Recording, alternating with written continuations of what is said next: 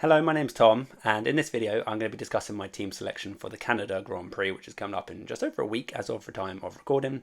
But before we get to the Canada team selection, I do have a few points of business we need to attend to. First of all, have a very quick look, because I wasn't overly happy with my team from Monaco. Have a quick look through that. We're then going to have to, unfortunately, bring out the old string quartet. For all those people who had disasters in Monaco. So we'll have a look at a few teams that have been submitted and just kind of commiserate with anyone that owned Haas, Ocon owners, Perez owners, that sort of thing. So we'll go through that in a second. And then we'll have a look at the driver focus section of this week's video. Will actually be a constructor focus. So I'm going to be looking at the big three constructors, Red Bull, Ferrari and McLaren, and thinking about which of those two are kind of optimal for our teams at the moment. And then obviously we'll get onto the actual team selection. So first things first, quick look at Monaco for me. 185 points, pretty sub-average. I made a big mistake taking out the McLarens for the Red Bulls. I wish I'd spent a bit more time analysing what was going on. I didn't really catch on to the fact that the Red Bulls were quite as weak as they were. And that's just life getting in the way. I was away for the weekend. And, this game is like you suffer if you let life get in the way, and that's what happened for me. So yeah, I don't regret having a great weekend away, but at the same time I am sorry for my fantasy team because it took a hit. Bringing in the Red Bulls, big mistake. Lost out on price, lost out on about 50 points. So yeah, pretty rubbish. The rest of the team was fine. Stroll could have done a lot better if he had just not hit the wall like he seems to do on a regular basis. And the other guys are fine. Bottas with the million rise. Charles Leclerc did exactly what we all expected him to do, maximising his points. And the Ferraris also did great. So yeah, for me, pretty below average. I only dropped like 300 spaces global, so I'm still just about in the top 3,000 global. So I'm pretty happy with that, after a very subpar week. So we'll have a look at how I'm going to change my team going forward in just a short while. But let's first of all have a quick look through some submissions. I did get a lot of submissions, so I've had to condense down some of the best, and it does kind of get steadily worse as we go through the submissions. So it's time to cue the music, crack out the violin, the cello, whatever's going on. I've got a little bit of back. Is that how you pronounce his name? Bark. Don't know. To carry on the German theme. I think he's German. Don't know. Correct me if I'm wrong. But anyway, we're going to crack him out, get out the violin, and here we go. Let's have a look at some Haas disasters. So there we go. You got the Haas there with the double DNF. It's not what owners wanted to see, who have been, reliable so far this season. First up, we have Kaz. Being a double Haas owner sucked this week. Roll on Canada. I'm sorry, Kaz, because you would have had a pretty much perfect weekend. Look at it, still got 183 points, only 2 shy of mine, and I had a pretty rubbish week. But the rest of your team was great, but owned both Nico Hülkenberg and Magnussen.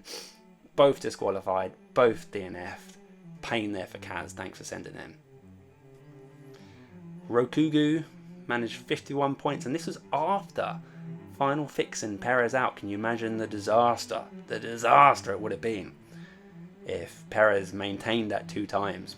Thankfully, he final fixed out for Leclerc, but still only achieved 51 points. Leclerc just keeping him above average, basically, that final fix after owning the Haas and also owning Nico Hülkenberg. John McKinney, not a terrible score, just not very good at all. But yeah, you're in here because you've got the double Haas, the Red Bulls that didn't do particularly well. Gasly managed to avoid the DNF, but he also burnt the wild card to get to this team. You used the wild card, you used the chip, and this is what you're given. I am sorry, John McKinney. This is one from Alex, the Haas Queen. Even called your name after the Haas, and here they are, minus 32, minus 33, 89 total points. Monty or Ryan, only seen 2 people anything close to as bad as mine. Yep, well, down at 48 points with the Magnussen Hülkenberg Haas Constructor combo, minus 33, minus 32, minus 65. A miserable Monty. Maximising the budget here. This one's in from Frano, or a friend of his actually. 14 points across the entire weekend. Again, a triple Haas owner. Hülkenberg, Magnussen, Haas just crushing this team. into almost no points. Another one here, another triple Haas owner, minus 33, 32, 65. It's just incredible. Just looking at those numbers in the red, deep red. It's so rare to see such a high or low number, but yeah, crushing it there, absolutely sinking the team into the negative digits. This one's from Tommy Tawney, minus 27. So he got hit by the Perez DNF, the Hulkenberg and the Haases. Verstappen with his P6, a terrible performance by his standards. Piastri, the only real shining light. And I suppose Bottas with his 1 million price rise is scant consolation for the minus 27 points scored. Here we go down to a minus 48 from Andrew. He owned, again, the Perez Constructor, Haas, Hulkenberg, and the rest of his team just really did not score well at all. And that's why he is on minus 48. Andrew, I feel for you. And Andy, official points, I'm afraid, he says, with a laughing face and a face palm. Minus 86. Another triple Haas owner and the Red Bull owner who got the Perez DNF. I just can't imagine the pain that you went through on lap 1. Can you imagine that? You guys, everyone else watching who didn't own them, can you just imagine your guys, two of your constructors and 2 of your drivers just boom out just after turn 1, like crushing. That's it. The race is over. Done. Next up, I just don't know why I've done that. Don't know what's happened there. Let's move on. Next up, we've got another here. No, this one's actually not too bad, 110. But the main one that this is sent on for were his friends in the same league as him. This is his friend with a minus 82. Again, triple Haas, 2 times on Perez. Thank God he had Ferrari in there to stop him being like down to a minus 150 or something, because that is awful. And another minus 9 here, triple Haas owner here from Midius. What more can I say? Just let's have a little shed a tear for Midius here.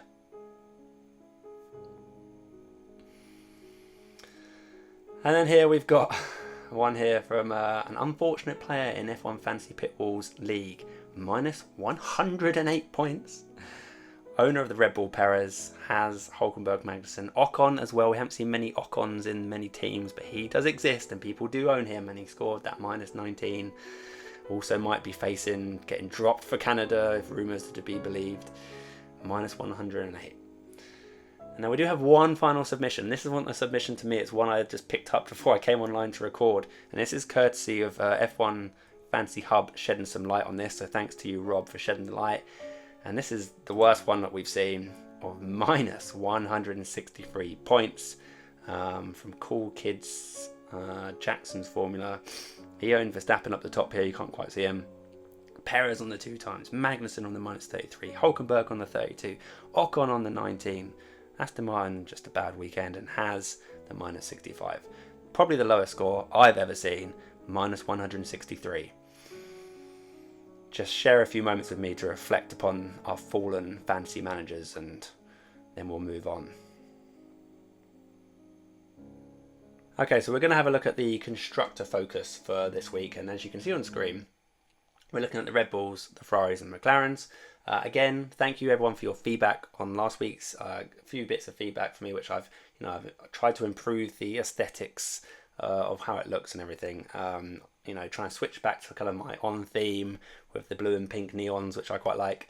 So yeah, let me know again if you can feedback to me again. Is this look a bit better? Is it a bit more easy on the eye? Is it clear? Is it not clear? I don't know. I like it personally, but I'd like to get your feedback. So let me know what you think.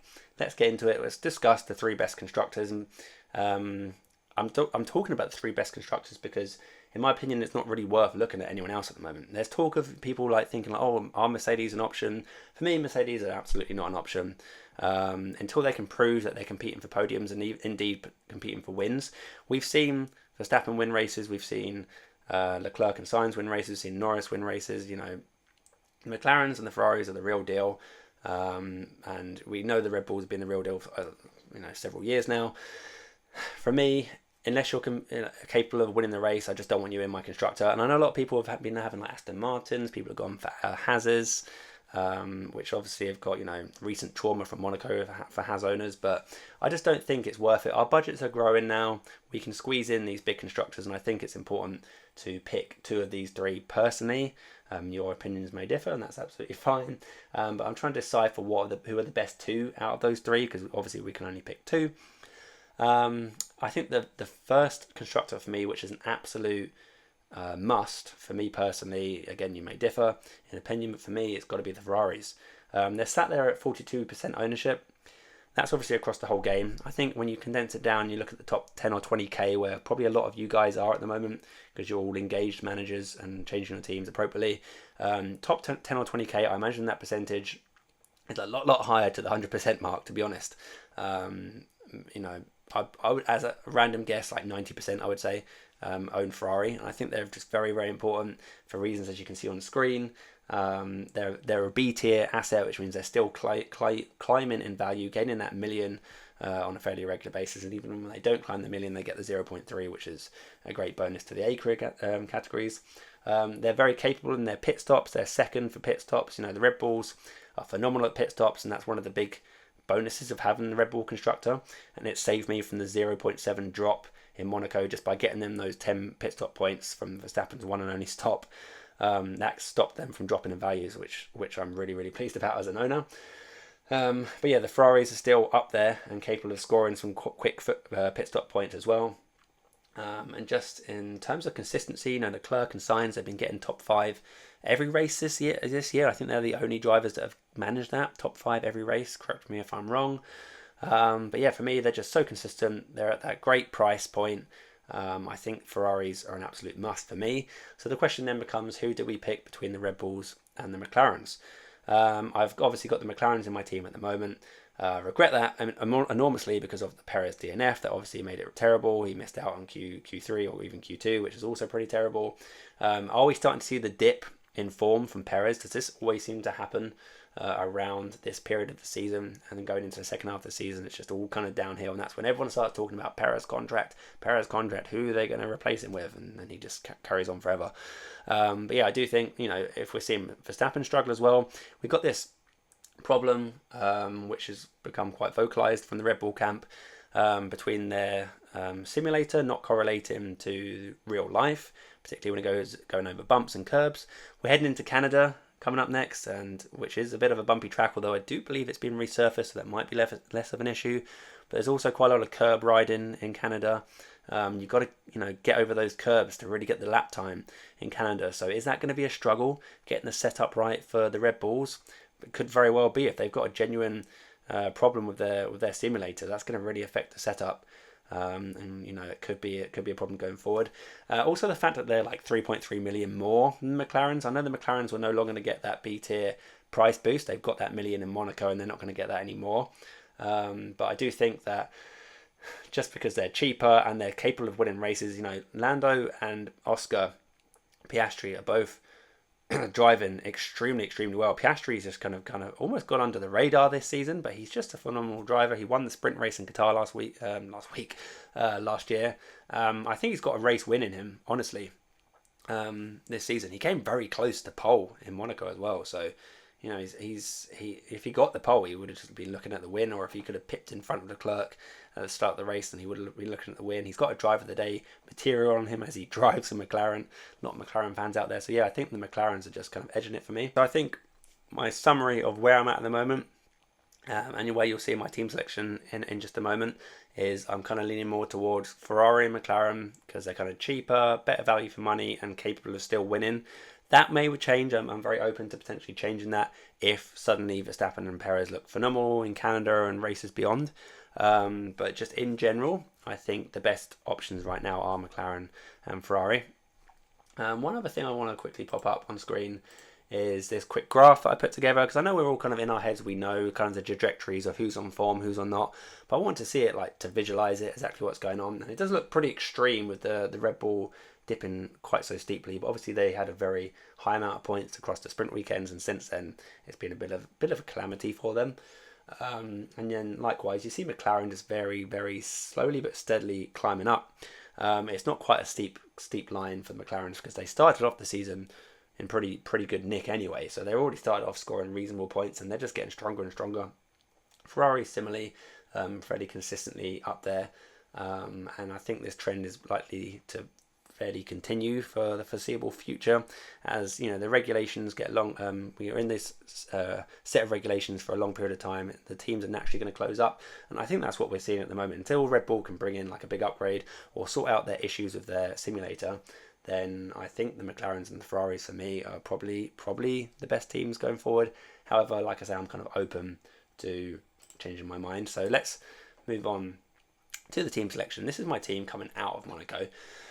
And as I've just discussed with the constructor focus, I am very much thinking about dropping the Red Bulls. Again, I'm open to not dropping them. In fact, I could talk about my Red Bull team if you want. If the Red Bulls suddenly look on it, Verstappen's just smashing it out, then I'm quite happy to bring back in Verstappen as a 2 times. And I've got quite a comfortable... This actually only requires two transfers. Swapping out the Leclerc and Stroll, can straight away bring in Verstappen and Hulkenberg. This is like the meta team. This is like absolute optimal team from... 3 races ago or something, and now I'm like, oh yeah, I might go for that, but I actually prefer McLaren's now. But yeah, anyway, this is still definitely very much an option for me. For those of you with lower budgets, you'd have to have quite a considerable lower budget now to not afford the Verstappen stacked on top of the Ferraris and Red Bulls, because you could easily drop down Tsunoda, Hulkenberg to like a Sargent, or you can't actually drop Hulkenberg down, fair enough, but you can drop down to Tsunoda if you've got like 3 or 4 million to play with there to drop down to Sargent. And if you're even cheaper than that, then I wouldn't worry too much, because like I said, the McLarens and the Ferraris are offering such great value for money that I would very much consider just dropping Red Bulls entirely, which a lot of people have done to great effect this weekend just gone. I could keep Charles Leclerc, but it means I can't quite get up to like a Piastri. I'm a couple of million short. And the only way I could do that is to drop in Tsunoda as well. That enabled me to get Piastri in, and then I could get in like a Logan Sargent and go over a team like this. Or if the Ferraris looked particularly strong, I think I can just about squeeze in the signs, go triple Ferrari, bring in McLaren as a constructor, and then you just got the 3 budget guys there. And I think this is generally good because when you look at the Red Bull build, you've only got like those kind of 3 premium assets. You've got the Verstappen, the Ferrari and the Red Bull, and the rest are just kind of mid-level and budget rubbish. With a team like this, you've got 4 slots filled up by premium drivers, effectively. You've got the double from Ferrari, they're both strong constructors, and then just 3 slots are made up with the chaff. So I do like this team a lot because you only get 3 budget drivers.